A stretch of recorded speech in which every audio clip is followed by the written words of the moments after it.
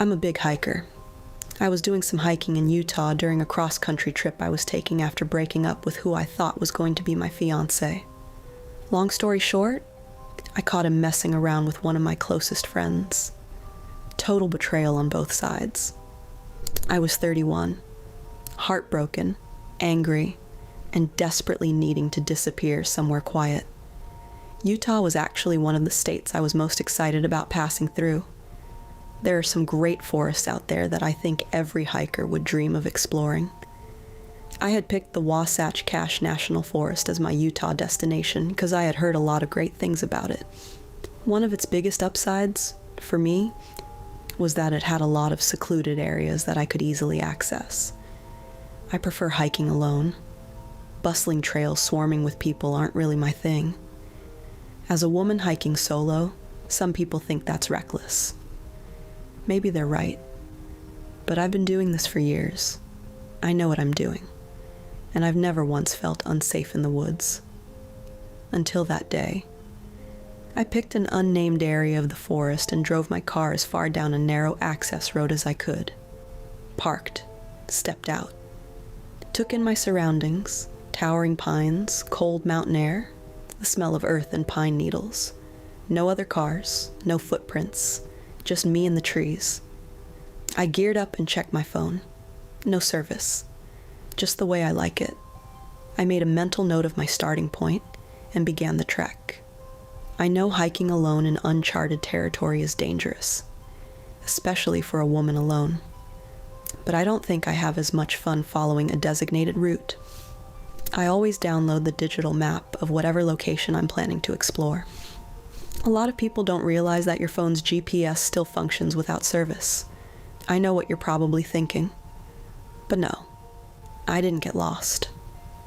I wish I could tell you that's what this story is about. The reality of what happened to me is something I'm still trying to wrap my head around. My destination was a lookout point at the summit, maybe 3 or 4 miles away. The terrain was difficult, so I was only clearing about 1.5 miles an hour. The forest around me was dense and quiet in that particular way that deep wilderness gets quiet. Not peaceful exactly, but watchful. About an hour into my hike, it began raining. Light, but steady. I refused to continue. Hiking in the rain is a massive pet peeve of mine. Annoyed, I turned around and began retracing my steps. Eventually, I spotted my car in the distance and felt a wave of relief. This failed outing would soon be over. Hot coffee, dry clothes, move on. I reached my vehicle and stopped. All 4 tires were slashed. Not 1, not 2. All 4. Clean, deliberate cuts. The kind that don't happen by accident. The kind that take time and intention and a blade. The fear didn't creep in. It hit me all at once, like cold water. I whipped my head around, scanning the tree line in every direction. Nothing moved. I listened as carefully as I could, but the patter of rain on leaves swallowed every other sound. If someone was out there, and someone was, someone had just been standing right here, at my car, with a knife. I couldn't hear them, but I could feel them. That particular prickling on the back of the neck that every woman knows. The feeling of being watched by something that isn't announcing itself. I weighed my options fast. Without service, I was basically stranded. I'd need high ground, the summit. The same summit I'd just turned away from. Walking 20 miles back down the access road meant being out in the open, visible, alone on an empty road with no cover and no witnesses. The forest at least had trees. I didn't let myself think too long about who else might be in those trees. Without another thought, I turned back toward the woods and began my route again. It was about halfway to the summit when I picked up on it. A faint rustling. Behind me. Maybe 40 yards back. It started and stopped in tandem with my footsteps. I walked. It rustled. I stopped. Silence. I walked again. Rustling again. My stomach dropped. I didn't want to turn and look. Something told me, some instinct older than thought, that turning around was the wrong move. I just picked up the pace. keeping my breathing controlled, telling myself it was an animal. A deer. Something with 4 legs and no agenda. But animals don't slash tires. The sun was starting to go down. An eerie shadow spread across the forest floor. The rain still falling, the trees darkening around me. I was acutely aware of how small I was out here, how alone, how far from anyone who knew where I was, or could hear me if I screamed. After putting some distance between myself and whatever was behind me, I allowed myself one quick, casual glance over my shoulder. Nothing. Just trees. But the forest was thick, and a person could hide behind any one of 100 trunks, and I would never see them. Someone is back there. I knew it the way you know things in your bones, and they've been watching me since before I found my car. I kept moving. By some miracle, there was service at the peak. I didn't waste a second. Didn't stop to catch my breath, didn't admire the view. I called the police immediately, told them exactly where my car was, explained the slashed tires, explained my suspicion that I was being followed. My voice came out steadier than I felt. I also told the operator that I had AAA. I hung up, relieved that someone knew where I was. But there was still a glaring problem. I had to get back through that forest. In the dark. Alone. I couldn't march in a straight line. That was walking straight into whatever was waiting. I thought for a moment, then decided I'd walk a semicircle. Parallel to the cliff first, then enter the woods from a different angle entirely. Come at my car from a direction they wouldn't expect. They. I'd already started thinking of it as they. I pulled up the map on my phone and entered the trees from a new angle. For a while, things were quiet. No rustling, no footsteps, just the rain and the wind and my own careful breathing. Maybe I'd lost them. Maybe it had been an animal after all. Then, a twig snapped. Left side. I turned fast. Nothing. 30 seconds later, a sound from directly behind me. And that's when it hit me, like ice sliding down my spine. Not one person. Multiple. They had been coordinating, moving around me. One on the left to make me look, one behind me while I was distracted. I was a woman alone in an unmarked forest, with no service and no one who knew exactly where I was. And there were multiple people out there who had already put a knife to my tires and had been tracking me for hours. I started to jog. That's when I found the campsite, tucked between the trees, almost invisible until you were right on top of it. A circle of logs around a fire pit, the embers still faintly warm, orange beneath the gray ash. 12 logs, arranged with uncomfortable precision. Around the fire, on the ground, were objects I didn't stop to examine closely. I didn't want to know. Someone had been here recently. Multiple someones. I jogged around it and pushed forward, my heart hammering now, casting glances behind me every few seconds. Then, movement, my right side. I spun fast enough to see it, just a foot disappearing behind a tree. Unhurried, patient. They weren't afraid of me. That was the thought that broke me open. All this time I had been afraid of them, and they, whoever they were not afraid of me at all. My jog became a sprint. I didn't care how loud I was. I didn't care about tripping, about branches catching my face, about the rain making the ground slick under my feet. I ran. The sounds around me grew louder. Footsteps, multiple sets, closing in, not hiding anymore, not even trying.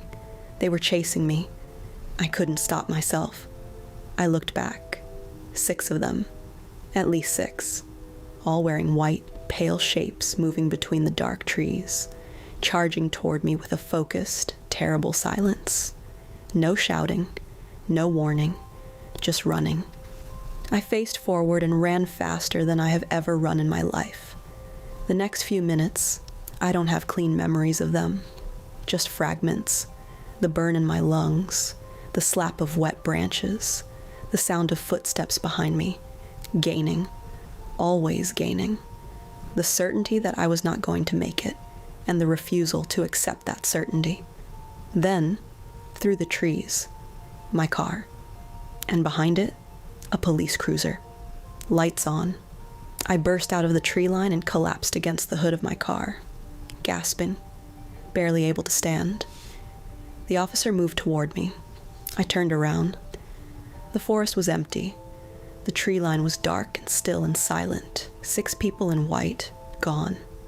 Not retreated, not hiding, just gone, as if the trees had swallowed them whole.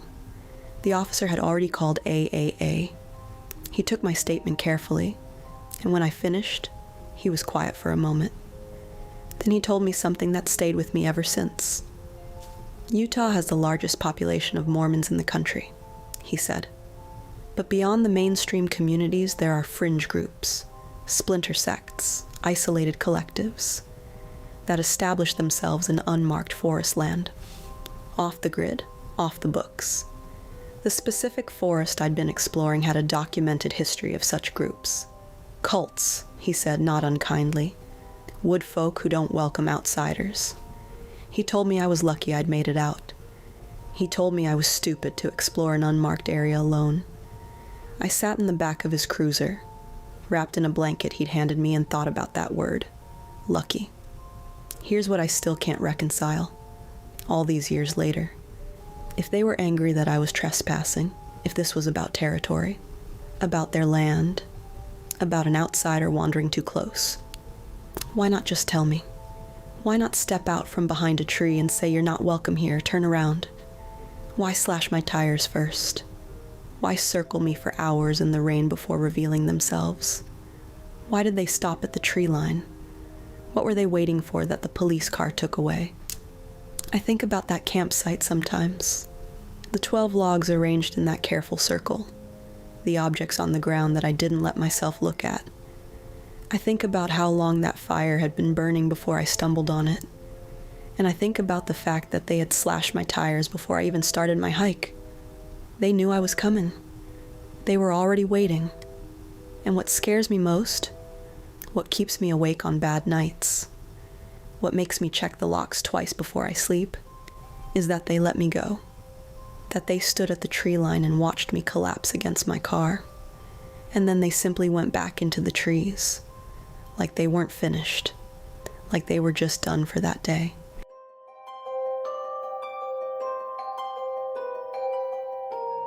I used to think the worst thing that could happen to a person was losing someone they loved. I was wrong. The worst thing is losing yourself. Slowly, quietly, in the middle of an ordinary life, and not even noticing it's happening until one day you're standing in your kitchen at 6 a.m, packing a lunchbox for your 7-year-old, and you realize you can't remember the last time you felt anything that wasn't exhaustion. That was my life 3 months ago. My name is Sarah Calloway. I'm 38 years old. I have a daughter named Lily, who has her father's eyes and my stubbornness, and a laugh that sounds like something good about the world. She is the reason I get up in the morning, the only reason. If I'm being completely honest with you, Marcus and I divorced 4 years ago. I won't waste your time with the details, 'cause the details don't matter. What matters is that I was left with a $700 a month apartment, a 6-figure debt I hadn't known existed, and a 3-year-old who needed her mother to hold it together. So I held it together.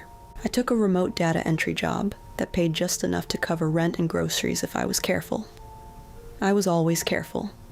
I packed Lily's lunch every morning. I helped her with her homework every evening. I read her the same 3 books on rotation, because she refused to sleep without them. I sat at my kitchen table after she was in bed and worked until midnight and sometimes later. And then I lay in the dark and stared at the ceiling and told myself, tomorrow will be lighter. Tomorrow never was. But Lily would climb into my bed at 6:30 every morning and press her cold little feet against my legs and say, "Mama," wake up with that voice that made the weight lift. Just slightly. Just enough. She was enough. She was everything. The day it happened was a Wednesday in November. My supervisor had sent a last-minute request, A file that needed to be physically collected from a branch office 40 miles outside the city. I know, in an age of cloud storage and email, a physical file. But the client was old-fashioned and the contract was important, and I needed this job too badly to argue. I arranged for Lily's after-school care, got in my car, and drove. The route took me through the kind of countryside that reminds you the world is mostly empty. Long stretches of highway that gradually thinned to 2-lane roads, then to a single winding path that cut through dense woodland on both sides. Oak and pine, mostly, packed tight against the road's shoulders. The kind of forest that doesn't invite you in so much as tolerate your presence. It was already past 4 when I collected the file. The November sky was doing that thing it does in late autumn, collapsing early, the light going amber and thin, the shadows between the trees growing long and purposeful. I wanted to be home before dark. I had a dinner to make, and a daughter to collect, and the familiar grinding machinery of my evening to set in motion. I got back in the car and started the drive home. The bird hit my windshield without warning. Not the usual soft thump of a sparrow caught off guard. This was heavy. Sudden. A sound like something thrown. Like something that had fallen from a height rather than flown into the glass. A large blackbird, a crow, I thought, or something bigger, struck the driver's side of the windshield and slid down and was gone. I hit the brakes, pulled to the shoulder, sat for a moment with my heart beating in my throat, then got out. The bird was on the road behind me, large, completely still. I stood over it for a moment, looking at the way its wings had settled, not crumpled the way they should have been, but spread, almost deliberately, one on each side, like something arranged rather than fallen. I looked up from it, and that's when I noticed. The forest on both sides of the road was silent. Not quiet, silent. The particular pressurized silence that you don't notice until it's already been there for too long. No wind in the upper branches. No rustling in the undergrowth. Even the ambient hum of insects, the constant low-frequency backdrop of any woodland, was gone. I stood on that empty road in that swallowing silence and felt for no reason I could immediately justify the distinct and overwhelming sensation that something had just shifted, that the silence wasn't natural, that it had been waiting for me to stop. I got back in the car. The engine wouldn't start. I turned the key. Nothing. Not a struggle, not a cough, not even the preliminary click of a system trying and failing. Just silence, as complete as the silence outside. The dashboard was dark. The radio was dead. The car was, in every measurable sense, simply off, as though someone had reached in and removed something essential. I tried again, and again. I checked my phone. No signal. Not one bar. The GPS icon spun and failed to locate me, which shouldn't have been possible. I was on a road, a mapped road, a road that existed, but the app gave me nothing, just a gray screen and a spinning indicator, and the quiet digital suggestion that I was nowhere. I sat in the dead car on the empty road and did the mental calculations that every woman does alone in an unfamiliar place when things start going wrong. 40 miles from the city. 20 miles, at least, back to the last gas station I'd passed. The branch office I'd just left. How far? 5 miles? 6? And it would be closed now. The staff gone home. The light was failing. The sky above the tree line was the deep, bruised orange of late dusk. In 30 minutes it would be dark. I could not stay in the car all night. I had to be home. Lily was expecting me. Lily needed me. That thought, Lily, was what got me out of the car. I took my phone for the flashlight even without signal. I took the file I'd driven 40 miles to collect because I was not going to lose this job. I pulled my jacket tight across my chest and I started walking. The road was narrow enough that the trees formed a canopy overhead. their bare November branches interlacing, filtering the last of the light into something thin and blue. My footsteps on the asphalt sounded too loud, too deliberate. Every other sound had been absorbed by the forest, but my footsteps the forest gave back to me, as if it wanted me to hear myself. I walked for 20 minutes. The dark came the way it always does in woodland, not gradually, but in stages, each stage dimmer than the last, until the phone's flashlight became the only clean source of light, and the trees beyond its beam were a solid, lightless wall on both sides. I was thinking about Lily, about the sound she made when I picked her up from school, that particular exhale, half relief and half joy, that she didn't know she made, about the way she smelled of pencil shavings and the strawberry shampoo she insisted on even in winter. I was holding those thoughts in front of me like a light, walking toward them. That's why it took me a moment to register the sound. Behind me, footsteps. My pace slowed, not stopped. I had the presence of mind not to stop, but slowed. I tilted my head slightly, listening. There, deliberate, rhythmic, matching my pace with an attentiveness that made the skin on the back of my neck draw tight. I walked a little faster. The footsteps walked a little faster. I thought, deer, fox, something with 4 legs and no intention. But even as I thought it, I knew, the way you know things that live below thought, in the older and more honest part of the brain, that what was behind me was not moving the way animals move. Animals are irregular. Animals stop and sniff and veer. What was behind me was following, consciously, with attention. I turned my phone light behind me. The road was empty. Trees on both sides. Nothing on the asphalt. Nothing I could see. But the sound had stopped the moment I turned. I kept walking. Faster now. Not running. Not yet. But the careful, controlled pace of someone who understands that running is the last card and mustn't be played early. The night was fully down now, dense and absolute, and my flashlight made a bubble of yellow light around me that only made the darkness beyond it feel more complete, more intentional.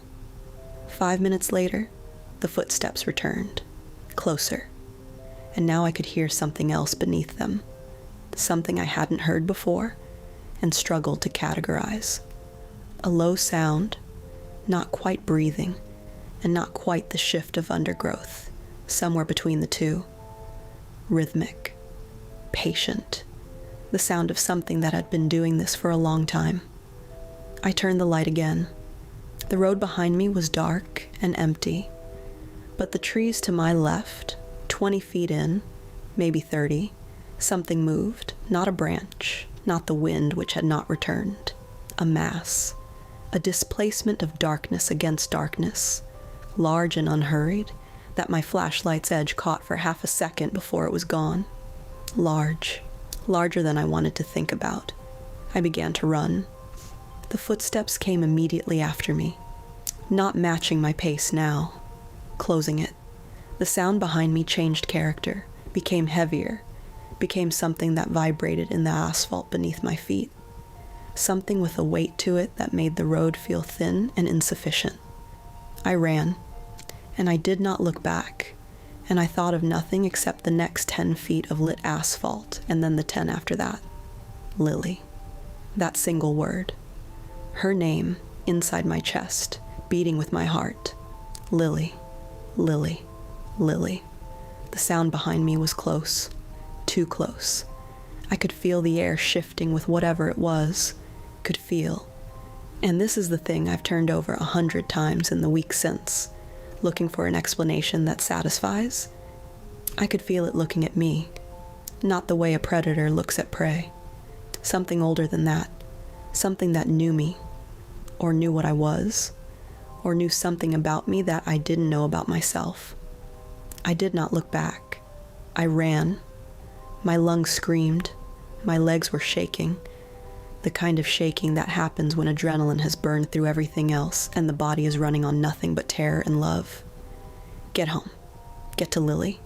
Get home. The sound was directly behind me. Inches. I swear to you, I could feel the air move. And then the tree line broke. Headlights. A car coming fast around a bend in what I hadn't realized was the main road. A real road. A road with lanes and markings. And I stumbled out of the darkness directly into its path, and the sound of the horn and the shriek of brakes were the last things I heard before the impact took everything away. In the space between consciousness and darkness, before the black came fully down, I saw Lily's face. Just her face. Smiling, cold feet pressed against my legs at 6:30 in the morning. "Mama, wake up." I woke in a hospital room with the particular white ceiling disorientation of a person who doesn't know how much time has passed. Then I heard her. "Mama." Lily was in the chair beside my bed, too small for it, her feet not reaching the floor, a drawing in her lap that she'd been working on while she waited. She looked up when I moved, and her face, the thing her face did when she saw my eyes open, that face told me everything I needed to know about why I was still alive. I didn't say anything. I just reached for her hand. She gave it to me and held on. The police officer was kind, young, with the practiced calm of someone who'd delivered difficult information before and hadn't yet grown numb to it. He sat at the edge of the room and waited until I'd had water, until Lily had been persuaded to go find the vending machine with the nurse. Then he told me, the road where they'd found me, the road I'd been walking, had a history. He said it carefully, the way people say things they know sound unreasonable in daylight. 3 incidents in 5 years. 2 women, both alone, both on that road after dark. One had made it out with injuries she still hadn't fully explained to anyone's satisfaction. The other had not made it out at all. Her body had been found at the tree line, 20 feet from the asphalt.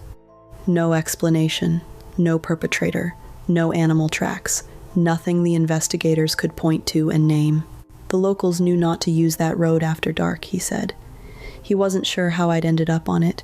He looked at me carefully when he said that, as if checking my reaction. I asked about my car.